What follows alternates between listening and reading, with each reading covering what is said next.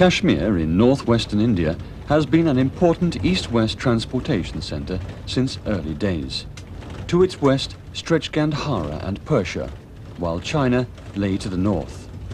Spawned in India, Buddhism spread to China and Japan via Kashmir.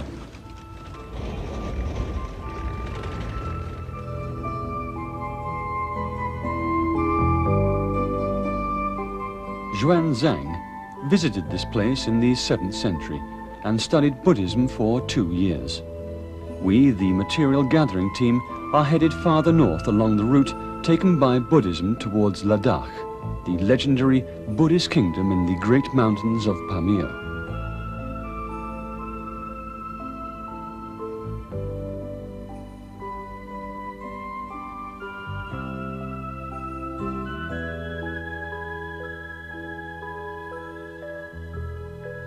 People have been calling this road the Goat Road. It links up with a rugged road passable only by goats.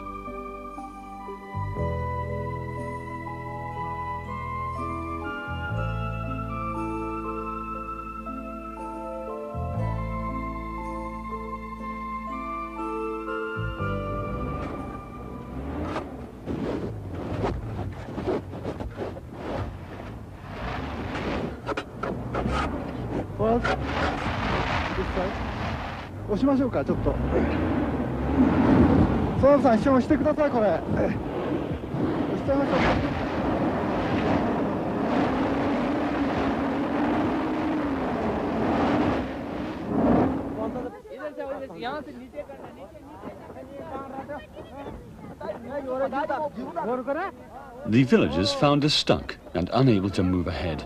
They materialized around us from nowhere.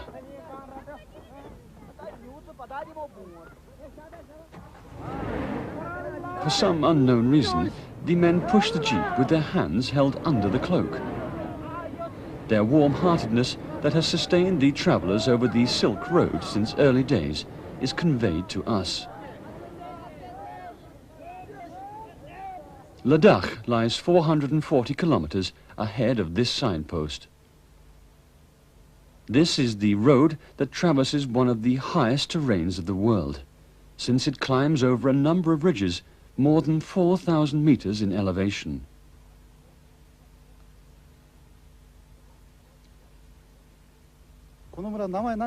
What is the name of this village? Liquor. It is called the Liquor village. And farther up into the mountains is Ladakh Leh. Well, what is that thing bulging out there? Fire is contained in it. Is fire kept in it? You have one too, and you. Everybody has one. Let me see it for a moment.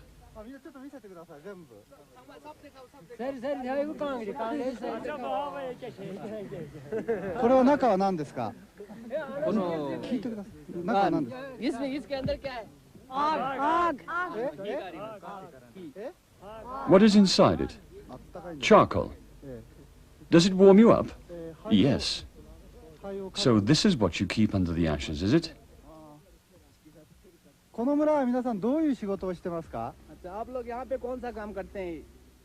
In this village, what kind of work are you doing? We make carpets.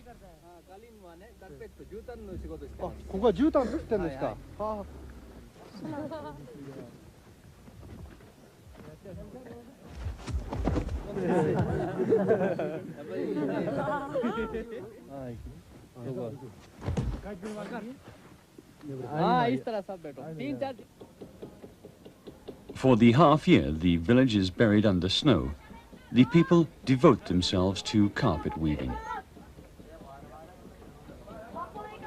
In Kashmir, carpets are woven in tune with the shouts of the leader. This voice that sounds like singing is giving instructions for weaving complex patterns.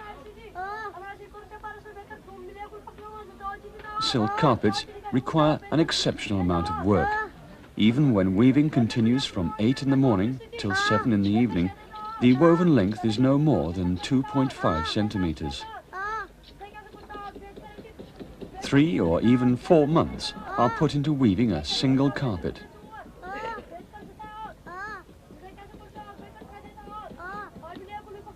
This boy is only 8 years old, but he is said to be a full-fledged worker.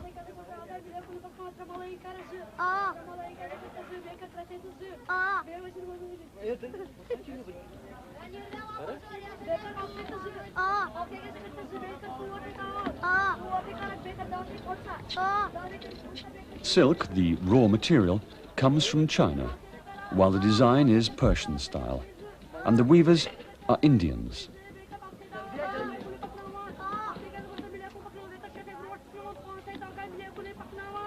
Cashmere carpets are a product growing out of the Silk Road.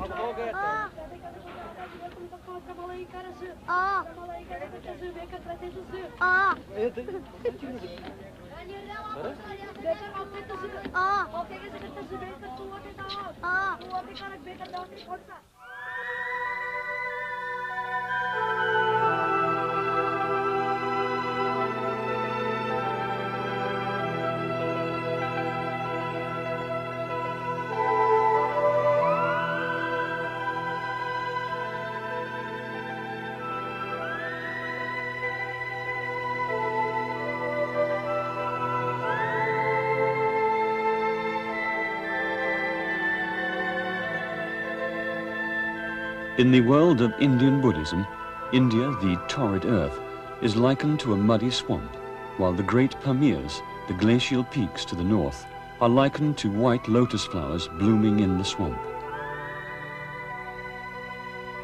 Ladakh is said to be a gorgeous Buddhist kingdom full of white lotus flowers.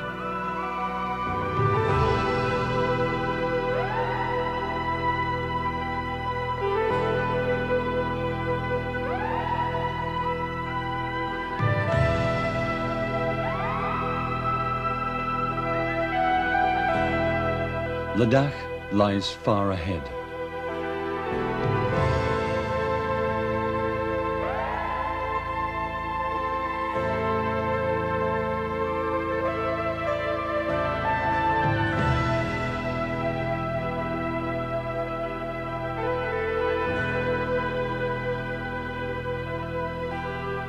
The name Ladakh means beyond the ridge in Tibetan.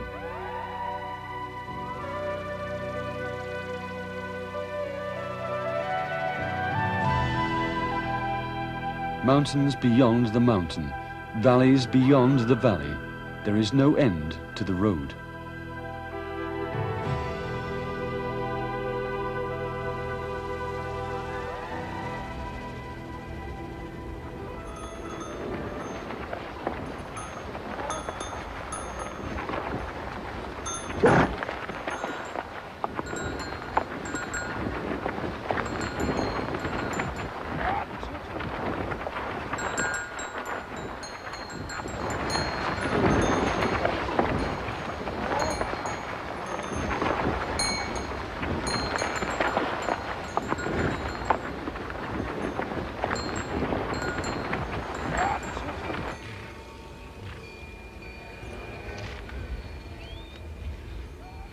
Upon crossing the last ridge, we came upon a town spreading before us. It is the town of Leh, the heart of Ladakh. The town lies at an elevation of 3,500 meters, and the oxygen content of the air is no more than half that of the flatland. The temperature between summer and winter differs as much as 60 degrees. The royal palace, 9 stories high, stands on the mountainside looking down upon the town. It is a fortress built in the 16th century. Here, in this town, once converged caravans from the various countries, making it look like an international urban community in the midst of the great Pamir Mountains.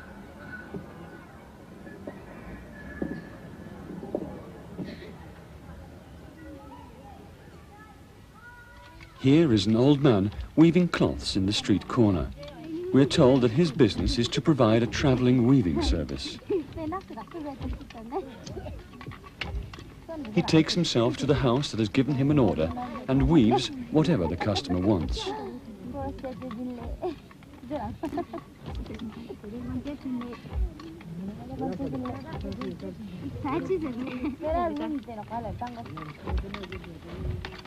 His pay is 45 rupees a day, which is equivalent to about $3. He's a high-wage earner in Ladakh.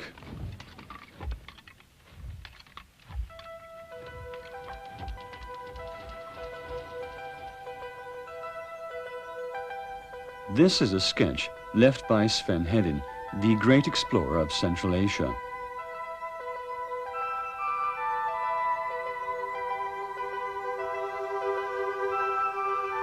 Hedin visited this place 81 years ago in 1906.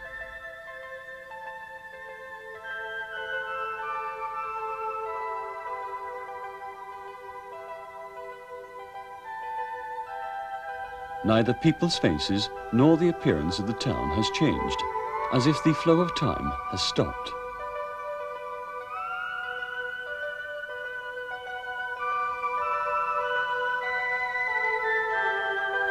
For Hedin, the town of Lehe was no more than a base camp for exploring Tibet.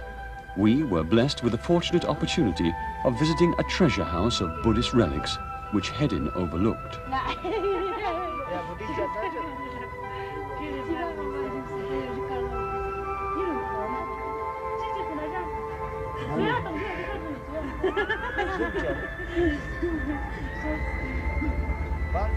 He is Amchi. Amchi?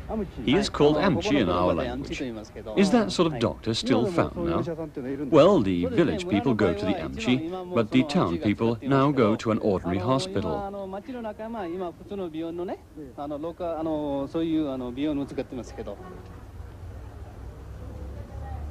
Is there still such a thing in a town like this? Oh yes, there still is, on the left-hand side of this building. He is in there. Yes, this Amchi's name is Sion Namgyal.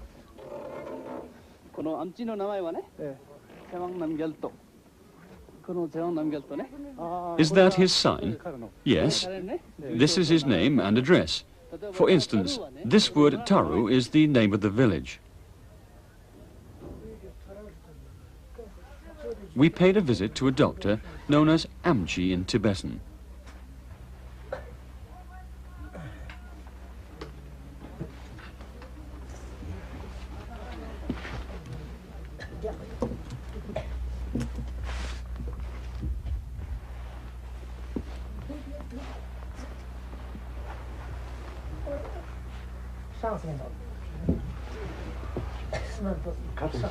In Ladakh, the village master known as Lompo, the fortune teller known as Ompo, and the doctor known as Amchi are the three top leaders most respected by the villagers. Amchi Sion prepares his medicines from the herbs he himself has gathered.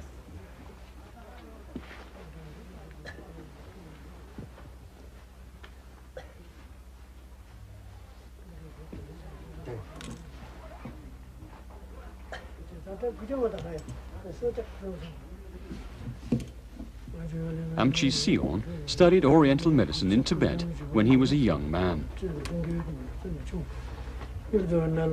A man who injured his shoulder when a wagon fell on him has come to Amchi from a village 20 kilometers away.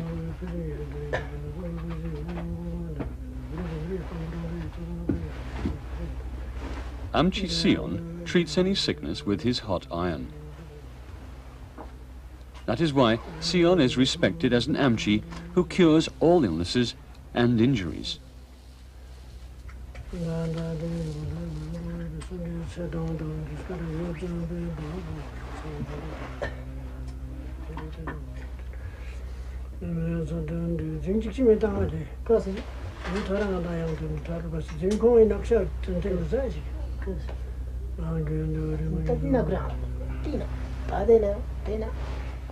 There is a large hospital equipped with Western medical systems in Ladakh, but many people still reportedly depend on Amchi Sion.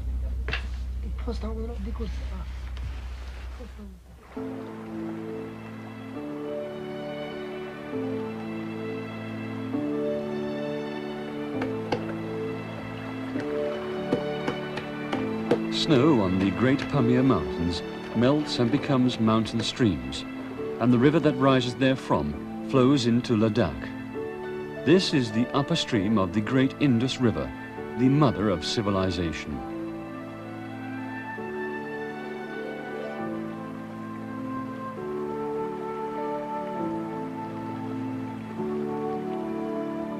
Buddhism must have reached this region traveling up the Indus River.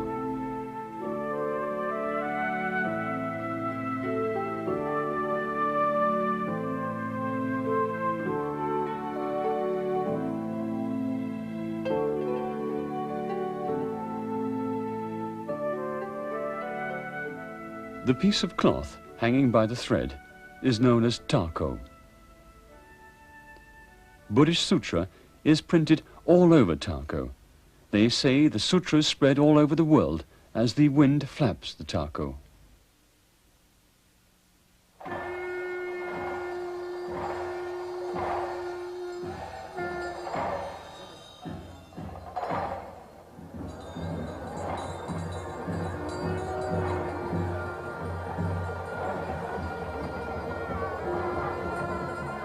We came upon a funeral procession. The funeral service has continued for a whole week, and the remains were to be cremated on that day.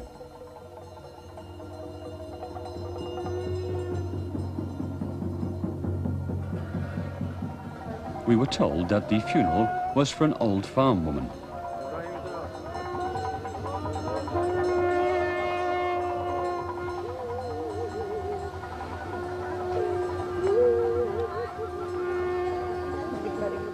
Only men are allowed to join the funeral procession. Women send their deceased off in front of their houses. Led by 80 Buddhist bonzes, the casket with a talismanic flag tied to it follows. The crematory is located on a rocky hill just outside the village.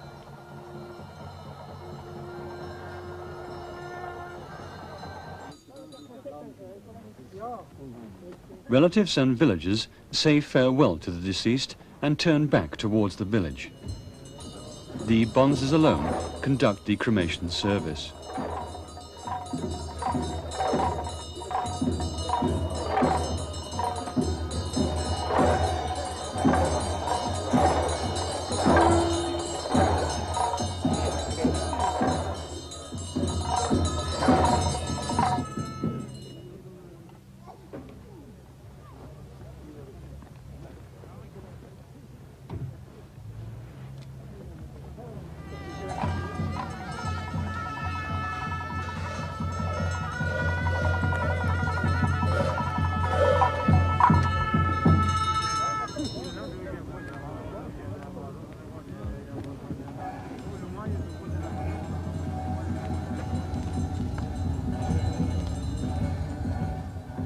They burn the Buddha picture drawn on a sheet of paper to pray for guidance into the other world.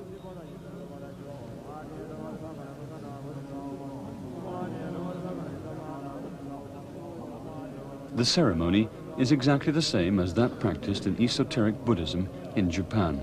It consists of burning holy fire.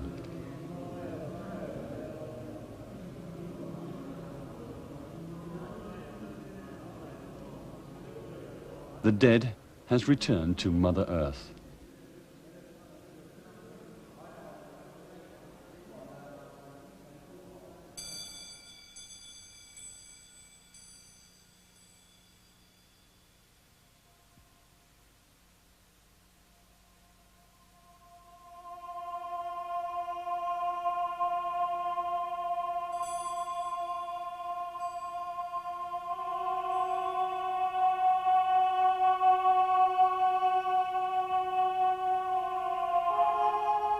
This is a Buddhist stupa containing the remains of a high priest.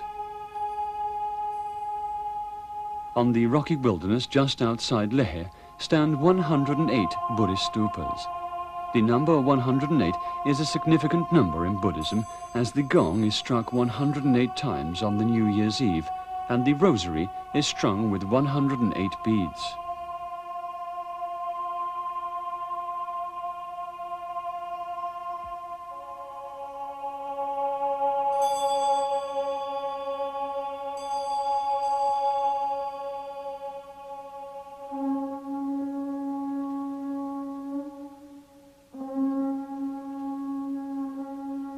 The temple is known as Gompa in Ladakh. It means a quiet place in Tibetan.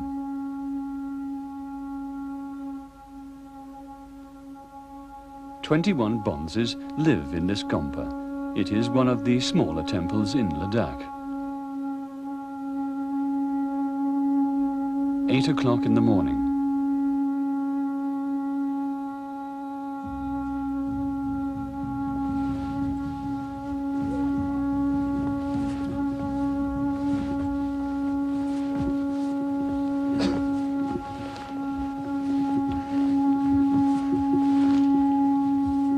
The bonzes gather together at the trumpet shell call.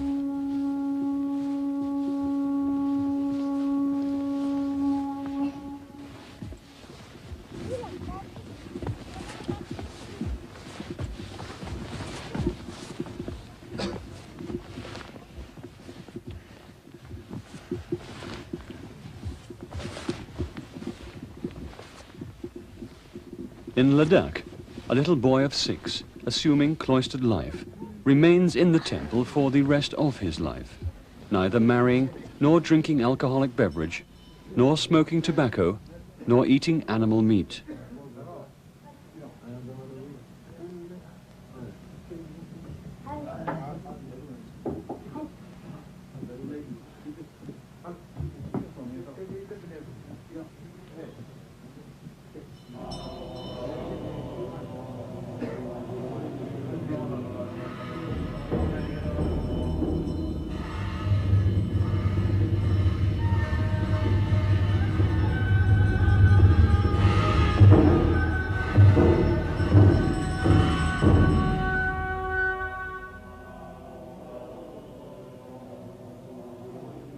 The morning service commences and the morning meal is taken at the same time.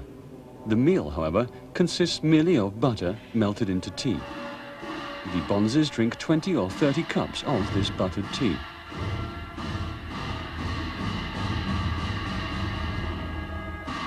This young acolyte serving tea is named Dorchoy. Dorchoy entered the temple life at the age of 9. A whole year has passed, but he has never visited his family.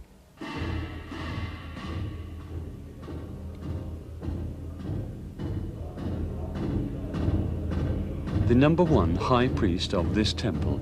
He entered temple life at 6. At 14, he studied Buddhist scriptures in Tibet. Dorchoy reveres him like a living Buddha.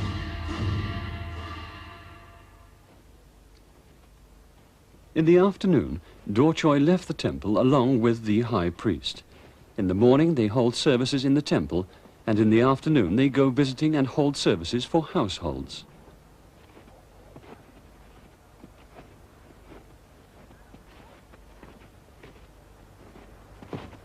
The bonzes repeat their routine duties without a day's rest.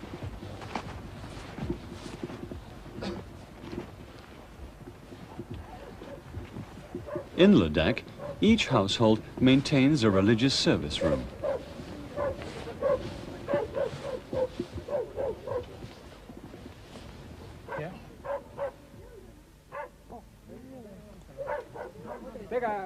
The service room is set up on the roof where the view is the best.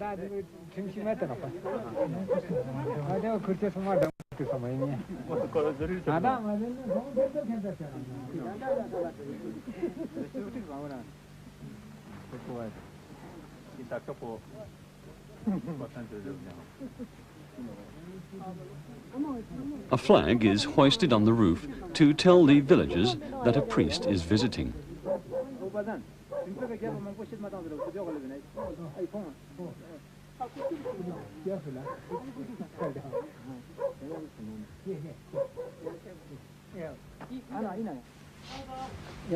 It happened to be the 8th anniversary of the death of grandmother of the household.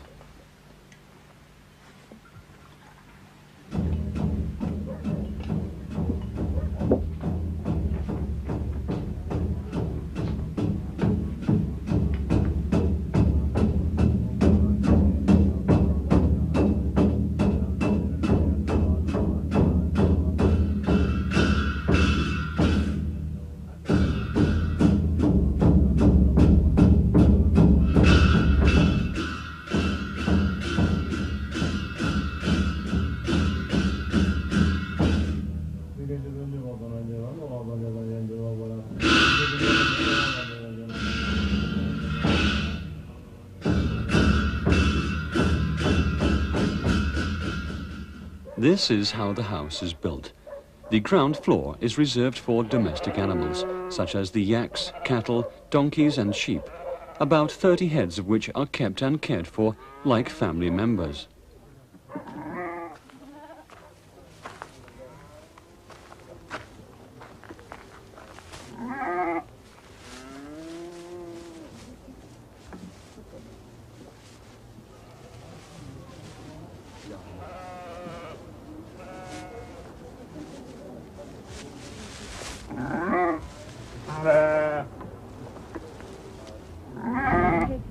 The family lives on the second floor. The mistress of the household sits in front of the fireplace. The fuel is dried cow's dung, and a sheep hide bag is used as the bellows.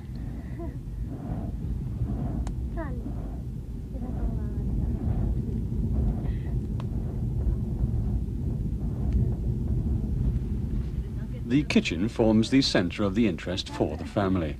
The quantity of well-polished tableware indicates the affluence of the household.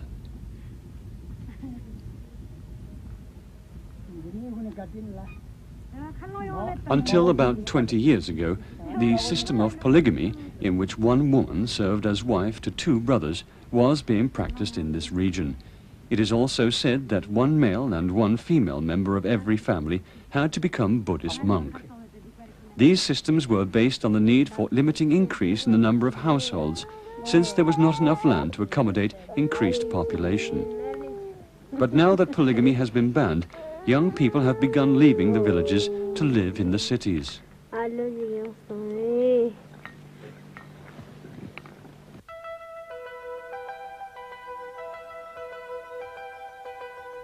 One day we left the town of Lehe and headed west.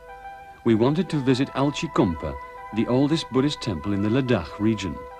We were informed that magnificent Buddhist artworks were preserved in Alchi Gompa.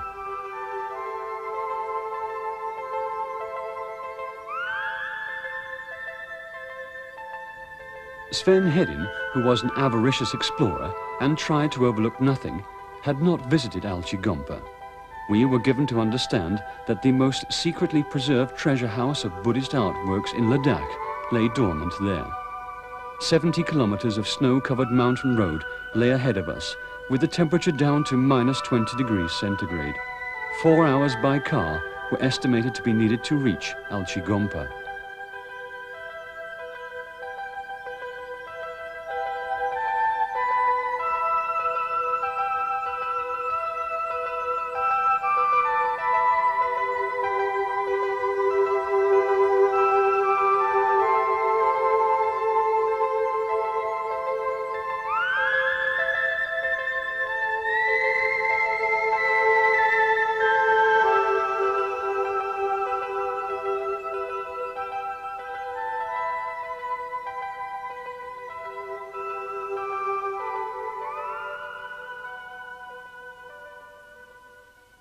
Alchi Gompa was built in the 11th century, when Buddhism was at its peak in the Ladakh region.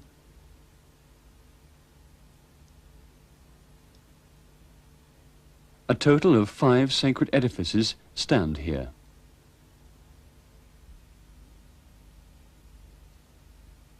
The oldest is the Denichi Buddha Shrine.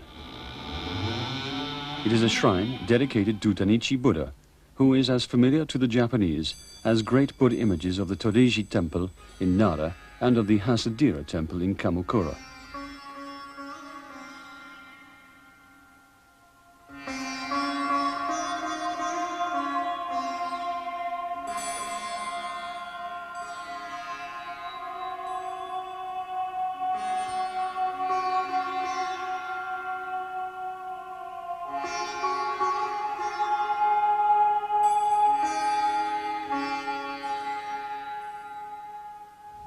On the walls to the right and to the left are drawn huge mandalas covering from the floor to the ceiling.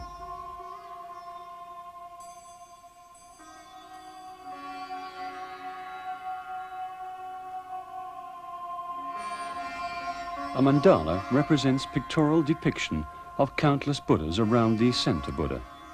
Bonzes in training sit before the mandala and try to fathom the profound Buddhistic universe through meditation.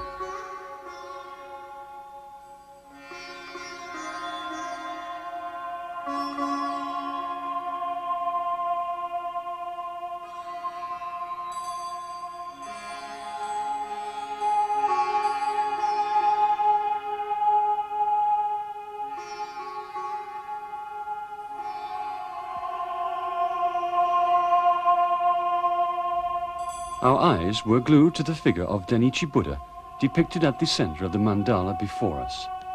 The Buddha's right hand is enfolding the index finger of the left hand. This is known as Buddhyagri Mudra, a form of symbolic Buddhist finger sign seen only in Japan and China so far. But here it is, right in front of our very eyes.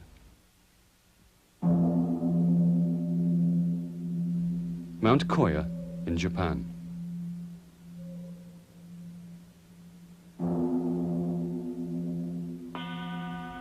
Kongo Buji Temple on Mount Koya. This is the temple built by Kobo Daishi, also known as Kukai, who introduced esoteric Buddhism into Japan from China. Like the mandala at Alchigompa, the mandala at Mount Koya depicts Dainichi Buddha at the center. Dainichi Buddha, depicted in the Bodhyagri Mudra pose. Japan's esoteric Buddhism could be traced farther westward from China to Ladakh.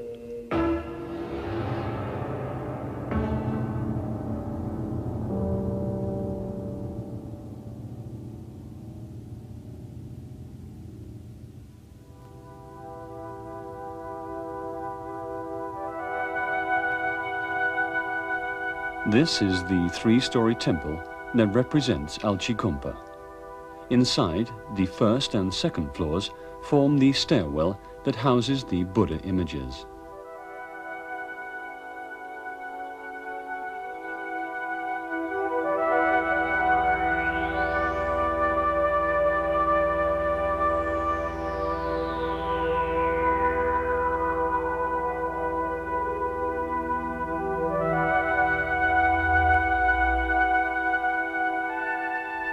Figures of the Buddhas are drawn all over the walls, leaving no blank space. On three sides of the place, Buddha images more than 5 meters tall are standing. These images represent three bodhisattvas, namely Miroku, Kannon, and Monju.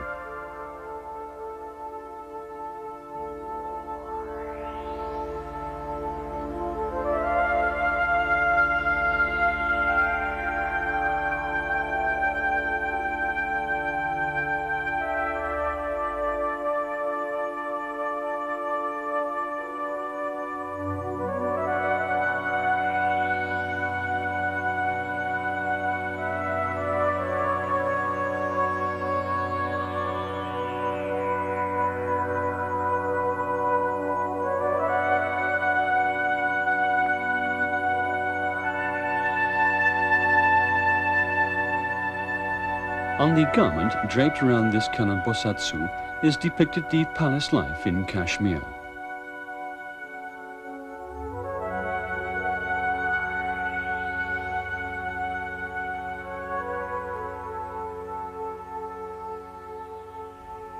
This picture emanates the style of miniature painting of Persia. Miniature painting that blossomed forth in the Islamic world and the beauty born of Indian Buddhism. These are valuable relics spawned by the Silk Road.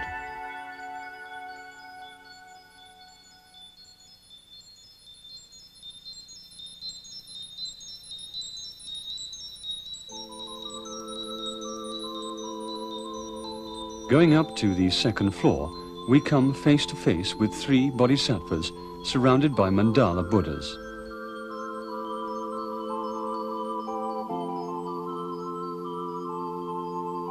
The walls of the third floor are covered with mandalas from the floor to the ceiling.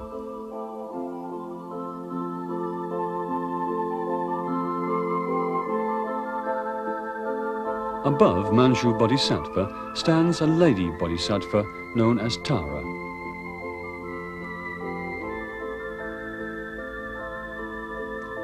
Tara was introduced into Japan and is drawing faithful followers as Tara Bosatsu.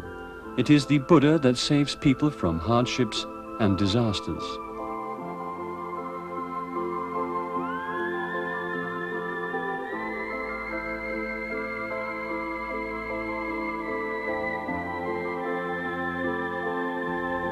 Buddhism spread, even as the great Bo tree spread wider as new branches took root.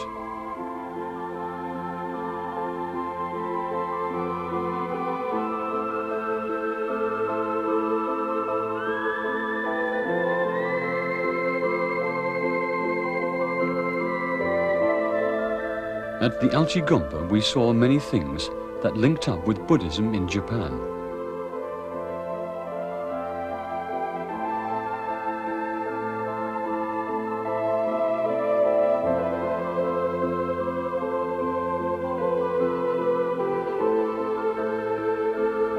A brilliantly colorful world of Buddhas was found preserved in the ancient temples, standing in the desolate rocky hill in Ladakh. We, the material gathering team, were fortunate. We have heard that Alchigompa closed its gates to all cameras, with our excursion shooting as the last.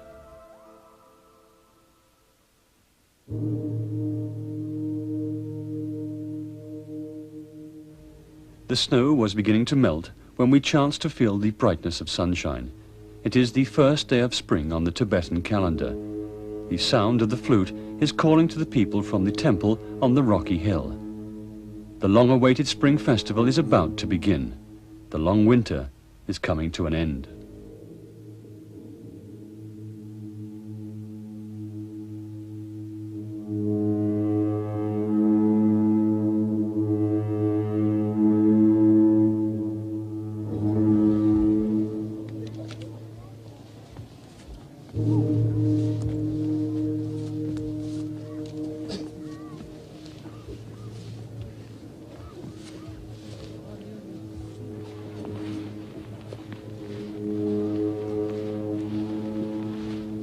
The villagers, all decked up for the occasion, unwittingly quicken their pace.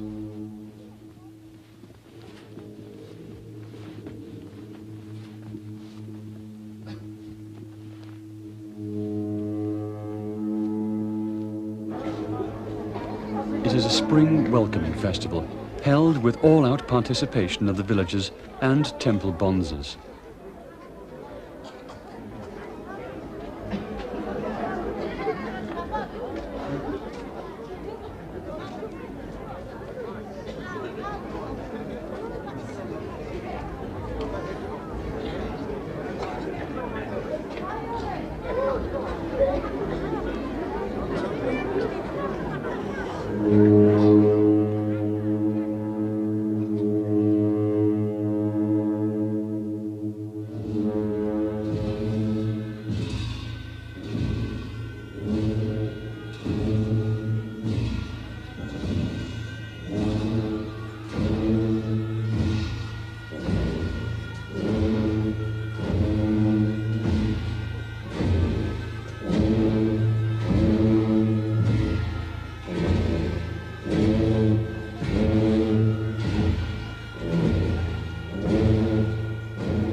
In Ladakh, the priest occupying the highest position appears before the people once a year, on this day only. He is the living Buddha of Ladakh, the Buddhist kingdom.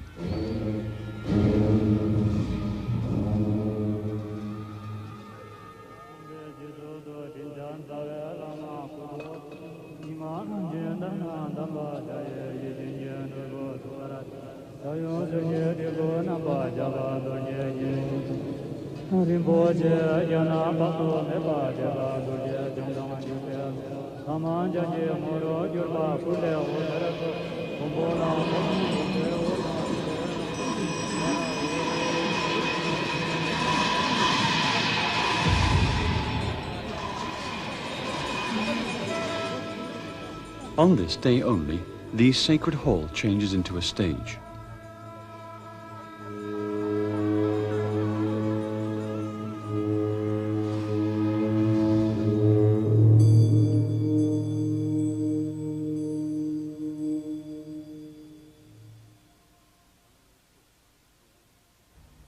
irate Buddhas drawn on the temple walls.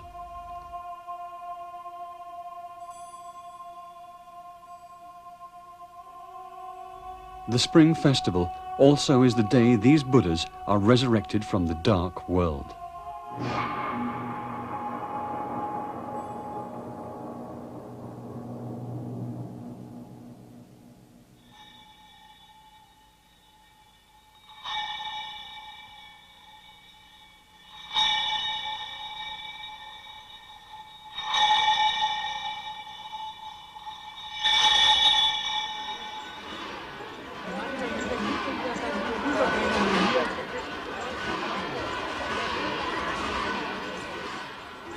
Boy bonzes, taking the place of the Buddhas who have escaped out of the wall paintings, dance like mad people.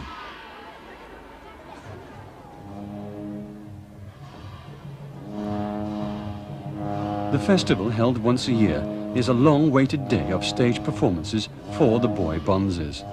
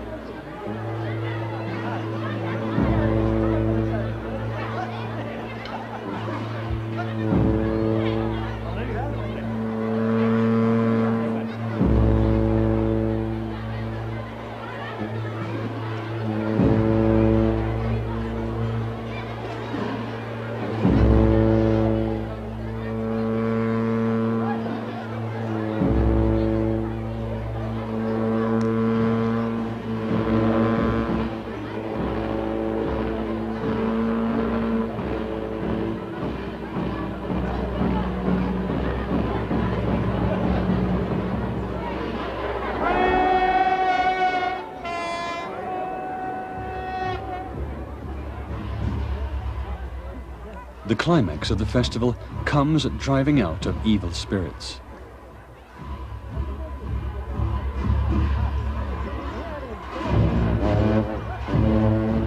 This doll, known as Tao, symbolizes the evil spirit that inhabits the human heart. A Buddha in the guise of a deer chases away the evil spirit by cutting the doll into pieces. The doll is made of wheat flour and animal internals are stuffed in it.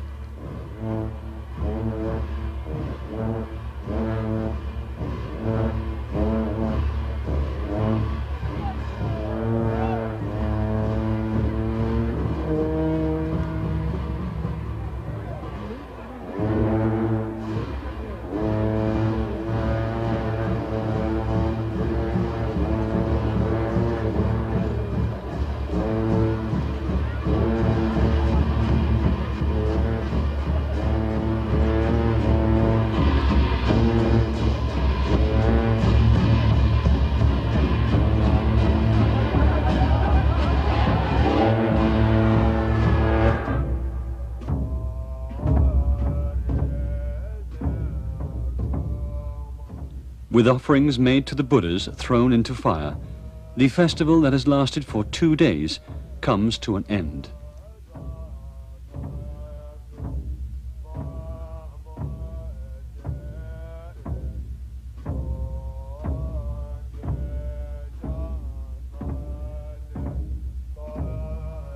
The people of Ladakh, who have had evil spirits driven off and had their hearts cleansed by the Buddha, observe the coming of spring.